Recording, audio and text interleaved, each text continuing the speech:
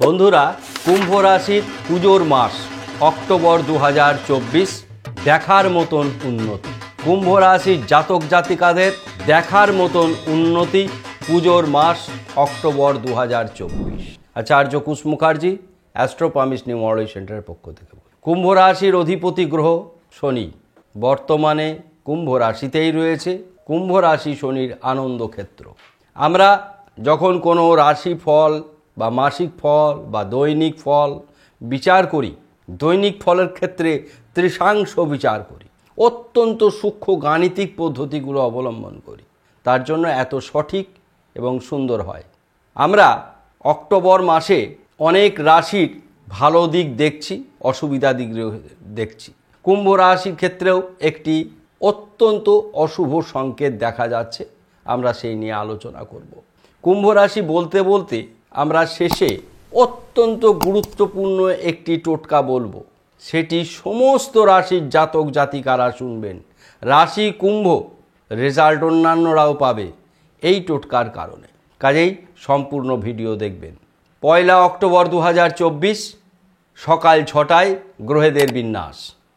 বৃহস্পতি বৃষ রাশিতে এবং মঙ্গল মিথুন রাশিতে, চন্দ্রদেব সিংহ রাশিতে, কন্যায় বুধ নিজে, সঙ্গে রয়েছে রবি, বুধাদিত্য যোগ তৈরি করেছে এবং কেতু রয়েছে।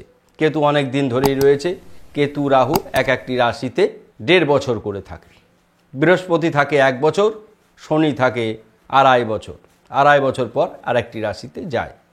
শুক্রদেব স্বক্ষেত্রে রয়েছে, শনিদেব স্বক্ষেত্রে রয়েছে, বুধ স্বক্ষেত্রে রয়েছে।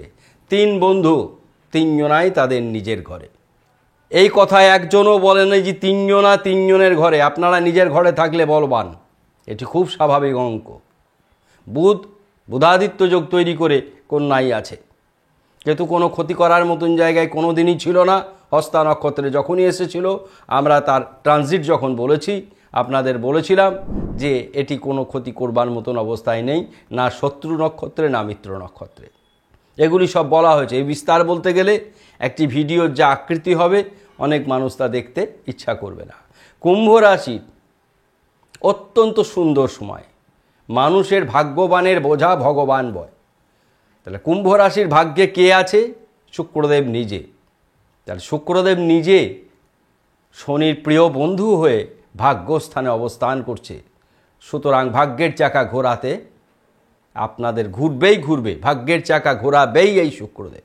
এবার প্রশ্ন হচ্ছে, শনিদেব নিজে কুম্ভে থেকে ততটা খুব বিশেষভাবে আপনাদের সাহায্য করতে পারবে না, ক্ষতি করতে পারবে না, তেমনি সাহায্যও যে বিশাল করবে কেন পারবে না। বক্রী অবস্থায় আছে, এটা প্রথম কারণ। আর আপনাদের রাশিতে 7.5 চলছে। শনির এটা একটি মন্দ অবস্থান। এবার আমরা যখন অ্যাট এ গ্লান্স বিচার করব, প্রত্যেকটি গ্রহের অবস্থান অনুযায়ী আপনাদের বলছি যে কোথায় ভালো কোথায় মন্দ। সবচাইতে ভালো অবস্থান কুম্ভ রাশির, শরীর মন ভালো যাবে। যদিও লগ্নভাবে শনিদেব নিজে রয়েছেন, লগ্নভাবে শনিদেব থাকলে শরীর মন ভালো যাওয়ার কথা নয়। এখানে শনি যদি ডাইরেক্ট প্ল্যানেট হয়ে অবস্থান করতো, তাহলে সেই ঘটনাটাই ঘটত। দ্বিতীয় স্থানে রাহু অত্যন্ত শুভ ফলদায়ী করে, অত্যন্ত আয় বৃদ্ধি করিয়ে দেয়, পরধন প্রাপ্তি যোগ তৈরি করে, এগুলি করে। তাহলে রাহু মীন রাশিতে অর্থাৎ কুম্ভের দ্বিতীয়। সুতরাং ধন স্থান অত্যন্ত শুভ এবং পরধন প্রাপ্তি যোগ রয়েছে। মঙ্গল ভ্রাতা ভগ্নির অধিপতি গ্রহ, কুম্ভ রাশির 5ম স্থানে রয়েছে, অর্থাৎ শিক্ষাক্ষেত্রে এবং সন্তান ক্ষেত্রে। শিক্ষা এবং সন্তান ভালো মন্দ মিশ্র ফল।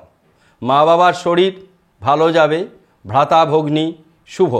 গুপ্ত শত্রু হ্রাস পাবে, প্রেম বিবাহ দাম্পত্য শুভাশুভ, অর্থাৎ ভালো মন্দ মিশ্র ফল।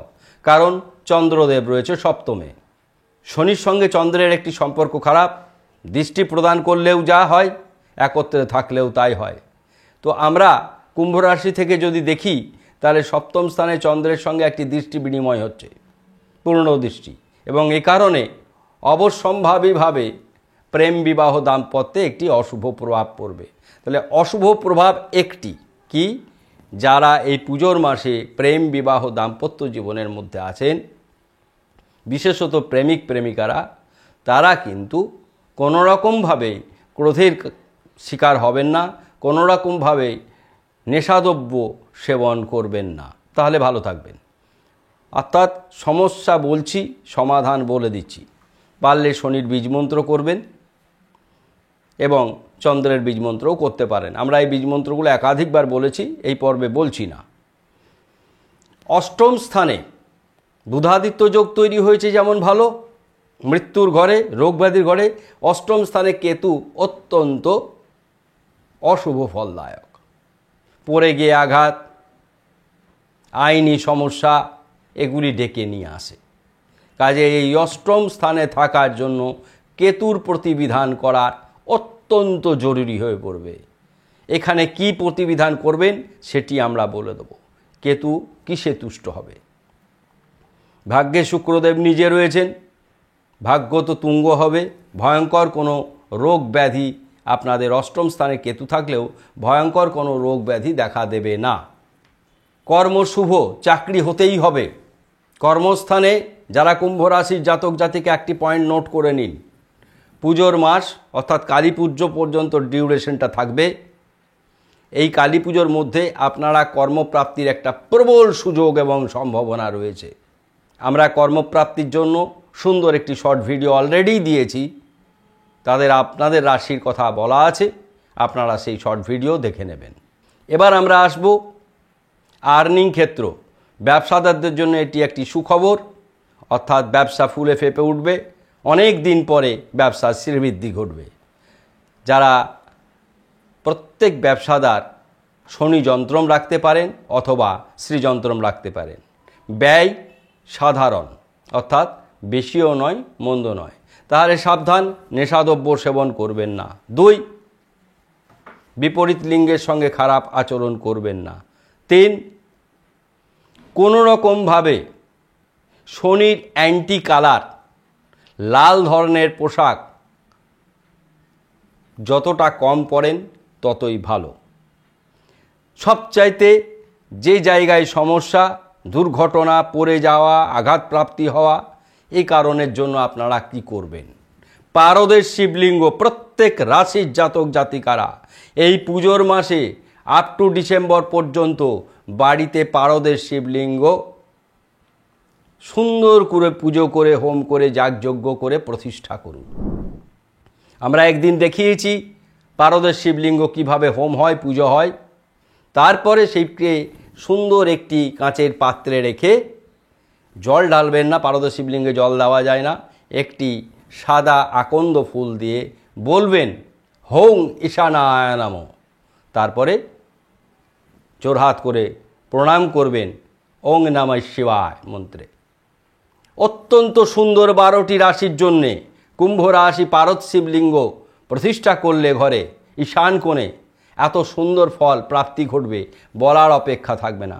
সুন্দর এই অনুষ্ঠানটিকে আপনাদের ভালো লাগলে সকলেই মন্তব্য করবেন, মন্তব্য করতে ভুলবেন না, শেয়ার করবেন। যারা নতুন চ্যানেলে এসেছেন সাবস্ক্রাইব করবেন, ফেসবুক থেকে দেখলে ফলো করবেন। সকলে ভালো থাকুন, ধন্যবাদ।